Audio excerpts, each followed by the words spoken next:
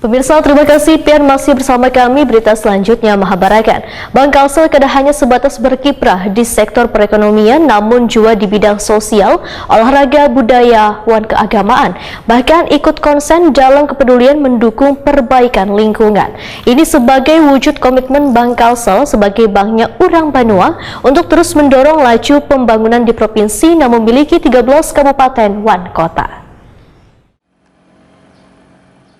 Bank Kalsel kadang hanya sebatas berkiprah di sektor perekonomian, namun juga di bidang sosial, olahraga, budaya, keagamaan, bahkan ikut konsen dalam kepedulian mendukung perbaikan lingkungan. Ini sebagai wujud komitmen Bank Kalsel sebagai banknya orang Banua untuk terus mendorong laju berbagai pembangunan di provinsi yang memiliki 13 kabupaten dan kota. PCS Kepala Divisi Corporate Sekretari Bank Kalsel, Suryadi, memedahkan pada tahun 2022, Bank Kalsel terus berupaya mendorong perbaikan lingkungan, salah satunya melalui Toward Green Banking. Bank Kalsel pun, ujar Suryadi, menyediakan 3 sarana penunjang, yaitu penerapan wadah ratik pilah, program pilah wan olah, yakni dengan implementasi wadah ratik 4 warna, guna mempermudah penyortiran jenis ratik di lingkungan bank. Selain itu, program Say No to Plastic digalakkan di seluruh jaringan kantor, berupa pembatasan penggunaan plastik dalam bertransaksi. Kemudian program Save Energy and Water dicanangkan untuk mendukung efisiensi biaya khususnya dalam penerapan sumber daya listrik.